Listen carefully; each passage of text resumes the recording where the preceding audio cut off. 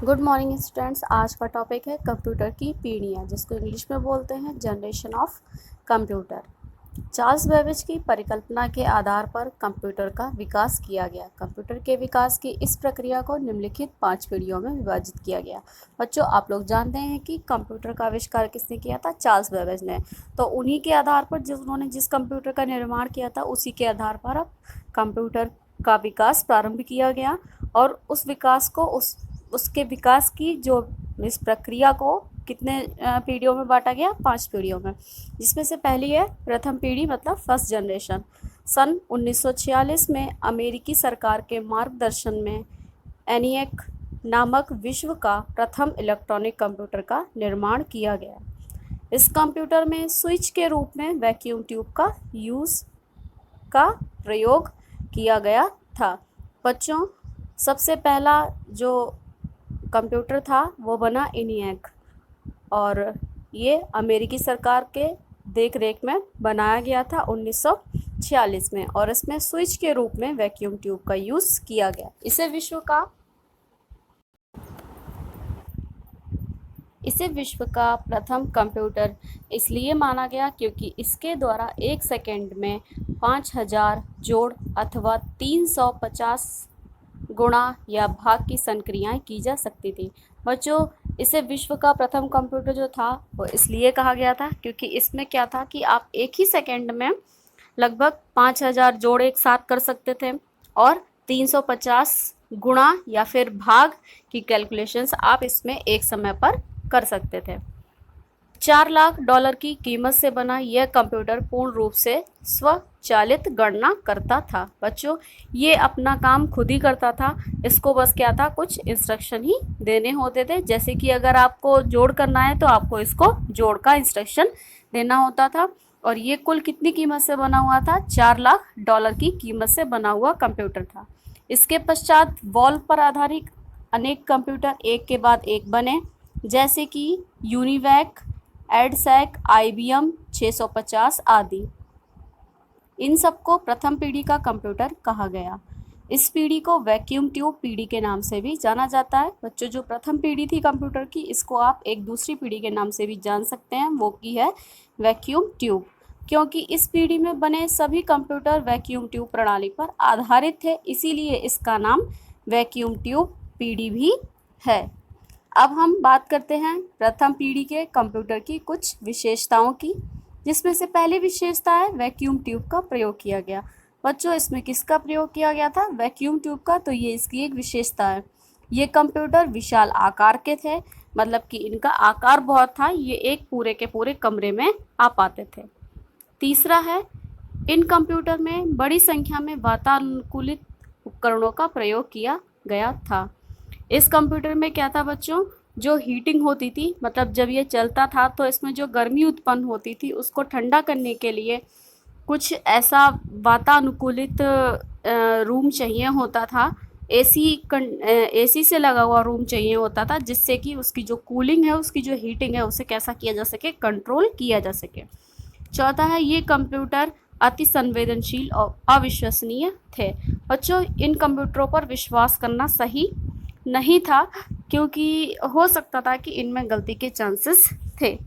पांचवा है, इनमें भंडारण के लिए मैग्नेटिक ड्रम का प्रयोग किया गया था। इसमें क्या था? भंडारण, मतलब कि अपने डेटा को स्टोर करने के लिए किसका यूज़ किया जाता था? मैग्नेटिक ड्रम्स का। सेकेंड है टॉपिक द्वितीय पीढ़ी, सेकेंड जनरेशन। 1960 के दशक में हुए ट्रांजिस्टर के आविष्कार ने कंप्यूटर का स्वरूप ही बदल दिया। बच्चों, 1960 में एक उपकरण था ट्रांजिस्टर, जो कि आप डायग्राम में देख रहे होंगे, 2.12। ये आपका ये वाला डायग्राम है, ठीक है। ये क्या था? ट्रांजिस्टर था। जब इसका आविष्कार हुआ तो इसके आविष्कार ने कंप्यूटर का रूप बदल दिया, क्योंकि आगे पढ़ते हैं, IBM द्वारा निर्मित किया गया कंप्यूटर का 7090 मॉडल पूर्ण रूप से ट्रांजिस्टर पर आधारित था, क्योंकि इसके बाद IBM ने एक कंप्यूटर बनाया, ठीक, जिसमें उन्होंने पूर्ण आधार किसको माना? ट्रांजिस्टर को। फर्स्ट वाले जो पीढ़ी थी उसमें किसको आधार माना था? वैक्यूम ट्यूब्स का। इसमें वैक्यूम ट्यूब्स के स्थान पर ट्रांजिस्टर का यूज किया गया। यह कंप्यूटर प्रमुख शोध संस्थानों एवं शिक्षण संस्थानों की आवश्यकताओं की पूर्ति के उद्देश्य से बनाया गया था। बच्चों, ये जो शोध संस्थान थे मतलब जहाँ पर आविष्कार किए जाते हैं किसी न किसी चीज़ के, ठीक है, और जो लेबोरेटरीज होती है ना जहाँ पे किन्हीं चीज़ों का, दवाइयों का या इन सारी चीज़ों का आविष्कार किया जाता है, और शिक्षण संस्थान जो कि हमारे स्कूल, विश्वविद्यालय और विद्यालय हैं, उनकी आवश्यकता जो भी थी कि उन्हें कंप्यूटर की आवश्यकता किस लिए थी, उस उद्देश्य से इनको बनाया गया था। इस पीढ़ी के दौरान हनीवेल 200, IBM 140, CDS 1604 आदि कंप्यूटरों का निर्माण भी हुआ। इस पीढ़ी में किन किन कंप्यूटरों का आविष्कार हुआ बच्चों? Honeywell 2000, IBM 150, CDC 1604। द्वितीय पीढ़ी की अब कुछ इन कंप्यूटर्स की कुछ विशेषताएं थी जो कि निम्नलिखित हैं, जिसमें से पहली है, इन कंप्यूटर में प्रथम पीढ़ी के कंप्यूटरों की अपेक्षा विद्युत की खपत कम थी और ये अधिक आवाज़ भी नहीं करते थे। बच्चों, इसमें क्या था कि इलेक्ट्रिसिटी जो थी वो बहुत ही कम खर्च होती थी। विद्युत मतलब इलेक्ट्रिसिटी, उसकी बहुत कम हमें आवश्यकता होती थी क्योंकि ये बहुत कम इलेक्ट्रिसिटी का यूज़ करके आराम से चल सकते थे, और इनमें आवाज़ भी कम थी। जो प्रथम पीढ़ी के थे उनमें आवाज़ भी थी ज़्यादा, और क्या था, वो विद्युत की खपत भी बहुत ज़्यादा ही करते थे। दूसरा है, ये कंप्यूटर अपनी मेमोरी का प्रयोग करते थे। ये क्या था, ये अपनी मेमोरी पर भी काम करते थे, मतलब ये अपनी मेमोरी का यूज़ भी करते थे। तीसरा है, इन कंप्यूटर में आंकड़ों के संग्रहण की क्षमता प्रथम पीढ़ी के कंप्यूटर की अपेक्षा अधिक थी। इसमें आप क्या था, प्रथम पीढ़ी की तुलना में ज़्यादा से ज़्यादा डेटा इन कंप्यूटर्स में स्टोर करके रख सकते थे। चौथा है, ये उच्च स्तरीय प्रोग्रामिंग भाषा का प्रयोग करते थे। बच्चों, इसमें हायर लैंग्वेजेस का यूज़ किया जाता था। जो भी इसमें प्रोग्राम किए जाते थे उन प्रोग्रामों के लिए बहुत ही उच्च स्तरीय भाषा का यूज़ किया गया। और जो प्रोग्रामिंग लैंग्वेजेस थी जो उच्च स्तरीय, वो कौन सी हैं? जैसे कि कोबोल और फोर्ट्रॉन। अब आइए बात करते हैं तृतीय पीढ़ी, थर्ड जनरेशन। 1970 के दशक में टेक्सटाइल इंस्ट्रूमेंट कंपनी ने JS किल्वी ने छोटी सी चिप के रूप में एक संपूर्ण इंटीग्रेटेड सर्किट मतलब कि IC बनाया। बच्चों, 1970 में क्या हुआ, एक कंपनी थी जिसका नाम क्या था, टेक्सटाइल इंस्ट्रूमेंट। उन्होंने JS किल्वी ने छोटी सी चिप बनाई थी जिसे क्या बोला जाता था, IC, ठीक, इंटीग्रेटेड सर्किट बोला जाता था। इन्होंने इसका इन्वेंट किया। IC के प्रयोग से निर्मित कंप्यूटर तृतीय पीढ़ी के कंप्यूटर कहलाते थे। बच्चों, पहले वाली पीढ़ी में किसका यूज़ किया जाता था? वैक्यूम ट्यूब का। दूसरी में ट्रांजिस्टर का यूज़ किया गया, और ये है अब तृतीय पीढ़ी। इसमें किसका यूज़ किया गया था? IC का। इनका आकार एक छोटे से कैबिनेट के बराबर होता था। आप जैसा कि इस डायग्राम में देख सकते हैं, ये है IC, ठीक है। ये काफ़ी आकार में छोटी होती थी। इन्हीं दिनों कंप्यूटर के साथ टीवी जैसे छोटे मॉनिटर का प्रयोग भी आरंभ हो गया। अब क्या था, इन्हीं दिनों में इसी पीढ़ी के दौरान कंप्यूटर के साथ जो था टीवी, जैसे कि हम लोगों ने मॉनिटर देखे हैं ना कंप्यूटर लैब में, वो कैसे होते हैं, टीवी के आकार के होते हैं। तो यही छोटे मॉनिटर का आविष्कार स्टार्ट हो गया था। तृतीय पीढ़ी के कंप्यूटर की प्रमुख विशेषताएं निम्नलिखित हैं। पहली है, ये कंप्यूटर आकार में द्वितीय पीढ़ी के कंप्यूटरों की अपेक्षा बहुत छोटे थे। बच्चों, इन कंप्यूटरों का आकार जो था वो द्वितीय पीढ़ी के कंप्यूटर की अपेक्षा उनकी तुलना में कैसा था, छोटा था। दूसरा है, इन कंप्यूटरों में ट्रांजिस्टर के स्थान पर IC का प्रयोग होने लगा। मैंने अभी आपको बताया था ना कि प्रथम पीढ़ी में किसका यूज़ किया गया, वैक्यूम ट्यूब का, द्वितीय में ट्रांजिस्टर का, और तृतीय में ट्रांजिस्टर के स्थान पर अब IC का यूज़ होने लगा था। तीसरा है, इन कंप्यूटरों के द्वारा भी उच्च स्तरीय प्रोग्रामिंग भाषा का प्रयोग किया जाता था। ये कंप्यूटर्स भी द्वितीय पीढ़ी जो सेकेंड जनरेशन थी उसकी तरह ही उच्च स्तरीय प्रोग्रामिंग लैंग्वेज का यूज़ करते थे अपने सॉफ्टवेयर्स को बनाने के लिए। चौथा है, इन कंप्यूटरों की कार्यक्षमता एवं गति द्वितीय पीढ़ी के कंप्यूटरों की तुलना में अधिक थी।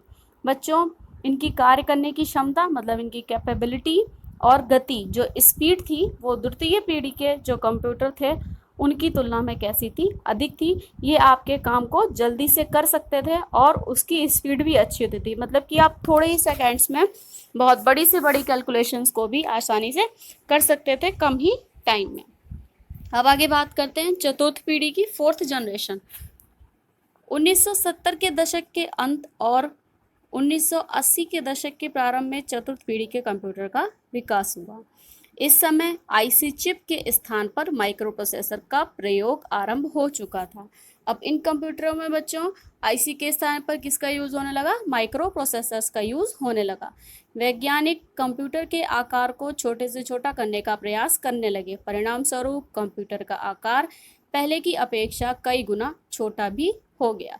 बच्चों, जो साइंटिस्ट थे इस जनरेशन के वो क्या चाहते थे कि कंप्यूटर का आकार कैसे भी छोटा हो जाए, और क्या था, उनके जो प्रयास था वो सफल हुआ। और जो इस जनरेशन के कंप्यूटर थे, जैसा कि आप इस डायग्राम में देख रहे हैं, ये इतने छोटे हो चुके थे जैसे कि हमने आज भी देखा है, और आंकड़ों को संग्रहित करने की क्षमता में कई गुना वृद्धि की गई। और इनमें क्या था, जो हमारे डेटा था उसको स्टोर करने की कैपेबिलिटी भी बढ़ाई गई, उसको स्टोर करने की क्षमता भी बढ़ाई गई, जिससे कि आप ज़्यादा से ज़्यादा डेटा अपना स्टोर करके इसमें रख सकें। सन 1974 में एक अमेरिकन फर्म इंटेल कॉरपोरेशन ने इंटेल 4004 नामक चिप बनाई। अब क्या था, एक अमेरिकन फर्म था इंटेल कॉरपोरेशन जिन्होंने एक चिप बनाई जिसका नाम क्या था, इंटेल 4004। इसके विकसित रूप क्या थे, 8080 का प्रयोग करके विश्व का प्रथम माइक्रो कंप्यूटर बनाया गया। विश्व का मतलब पूरे वर्ल्ड का एक प्रथम माइक्रो कंप्यूटर बनाया गया, किसका यूज़ करके, 8080 का यूज़ करके। सन 1976 में अमेरिका के दो विद्यार्थी थे, स्टीव वोजनाइक एवं स्टीव जॉ ने एक बहुत छोटे आकार का कंप्यूटर बनाया। बच्चों, दो विद्यार्थी थे सिर्फ अमेरिका के, उन लोगों ने क्या किया, एक बहुत ही छोटे आकार का कंप्यूटर बनाया। इसके साथ उन्होंने विजुअल डिस्प्ले यूनिट अर्थात मॉनिटर जोड़कर एक बक्से के आकार का माइक्रो कंप्यूटर बनाया। जैसा कि आप डायग्राम में देख रहे हो कि इन्होंने, ये मॉनिटर है, इसका जो है इसका आकार जो था वो क्या कर दिया, छोटा कर दिया और एक बक्से के आकार का माइक्रो कंप्यूटर बनाया।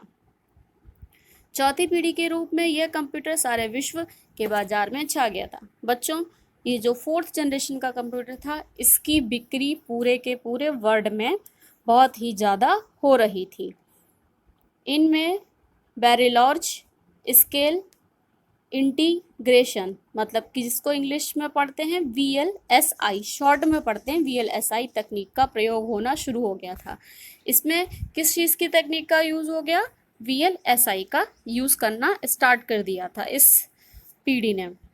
एप्पल और IBM ने कंप्यूटर के नए मॉडल तैयार किए। बच्चों, दो कंपनियां थी, एप्पल और IBM। इन लोगों ने क्या किया, कंप्यूटर्स के और नए मॉडल तैयार किए। एप्पल ने मैकिन्टोश का निर्माण किया जिसमें माउस और ग्राफिक्स यूज़र इंटरफेस का पहली बार प्रयोग किया गया। बच्चों, माउस आप लोगों ने देखा होगा, क्या हुआ, एप्पल ने मैकिन्टोश एक निर्माण किया था कंप्यूटर का जिसमें किस चीज़ का यूज़ हुआ, माउस और ग्राफिक्स यूज़र इंटरफेस का यूज़ पहली बार किया गया पूरे वर्ल्ड में, पूरी दुनिया में।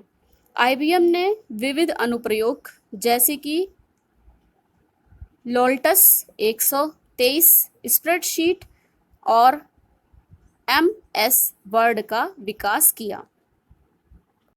चतुर्थ पीढ़ी के कंप्यूटर्स की प्रमुख विशेषताएं निम्नलिखित हैं। वेरी लार्ज स्केल इंटीग्रेशन तकनीक के साथ माइक्रोचिप का प्रयोग किया गया। बच्चों, इसमें मैंने अभी आपको शॉर्ट में बताया था कि वेरी लार्ज स्केल इंटीग्रेशन को क्या पढ़ते हैं, वीएलएसआई की तकनीक के साथ माइक्रोचिप का यूज़ किया गया। ये कंप्यूटर आकार में बहुत ही छोटे होते थे। अभी हमने आपको डायग्राम में दिखाया कि इनका आकार कितना बड़ा होता था, तो मतलब ये देखने में काफ़ी छोटे थे। उसके कंपैरिजन में तो छोटे ही थे ना, जैसे कि प्रथम पीढ़ी में एक जो कंप्यूटर का निर्माण हुआ था वो कैसे पूरे एक कमरे में आता था, तो उसके कंपैरिजन में काफ़ी छोटा हो गया था कंप्यूटर का आकार। इन कंप्यूटर की कीमत कम होने के कारण आम आदमी के लिए सुलभ था, और इन कंप्यूटर्स की कीमत भी काफ़ी कम होती थी, जिससे कि इनको आम आदमी भी परचेस करके यूज़ कर सकता था आसानी से। चौथा है ऑपरेटिंग सिस्टम और प्रोग्रामिंग भाषाओं के कारण कार्य करने में अधिक सक्षम है। बच्चों, इसमें क्या हुआ, ऑपरेटिंग सिस्टम भी आ गया और प्रोग्रामिंग भाषाएं भी आ गई, जिसके कारण क्या हुआ कि अब इसमें कार्य करने में क्या था, ये कंप्यूटर अधिक सक्षम था कि वो किसी भी तरीके का कार्य मतलब कि कर सकता था। इनकी मेमोरी क्षमता भी अधिक थी। बच्चों, आप इसमें ज़्यादा से ज़्यादा मेमोरी का डेटा स्टोर करके रख सकते थे। 6 है और लास्ट है, इनमें तीव्र गति से कार्य करने की क्षमता थी। बच्चों, इनकी कार्य करने की जो कैपेसिटी थी वो काफ़ी फास्ट थी। ये आपकी किसी भी कैलकुलेशन को कुछ ही चंद सेकेंड्स में करके दे देते थे। अब पांचवा है और लास्ट है पंचम पीढ़ी, जिसे बोलते हैं 5th जनरेशन। इस पीढ़ी के कंप्यूटर अभी अपने विकास की ओर अग्रसर हैं। बच्चों, जो हम आजकल कंप्यूटर्स अपने आसपास देखते हैं, ये हमारे 5th जनरेशन के कंप्यूटर्स ही हैं, और इनमें और कुछ प्रयोग किए जा रहे हैं जिससे कि इनमें और कुछ चीज़ें सुधारी जा सकें और कुछ नए इन्वेंशंस किए जा सकें। इन कंप्यूटरों में कृत्रिम बौद्धिकता का प्रयोग समाहित है। इनमें स्वरों की पहचान और इमेज कंट्रोल के कार्य अत्यंत दक्षता और तीव्र से किए जा सकते हैं। बच्चों, इसमें स्वरों की पहचान जैसे कि किसी की आवाज़ की पहचान और इमेज कंट्रोल जो हमारी फ़ोटोज़ होती हैं उनके कार्यों को अधिक दक्षता और तीव्रता से किया जा सकता है। 5वीं पीढ़ी के कंप्यूटर विदेशी भाषाओं का अनुवाद करने में भी सक्षम होंगे। बच्चों, इस जो जनरेशन के कंप्यूटर थे वो क्या था, जो विदेशी लैंग्वेजेस होती हैं, जो फॉरेन लैंग्वेजेस होती हैं, उनका अनुवाद भी कर सकते थे।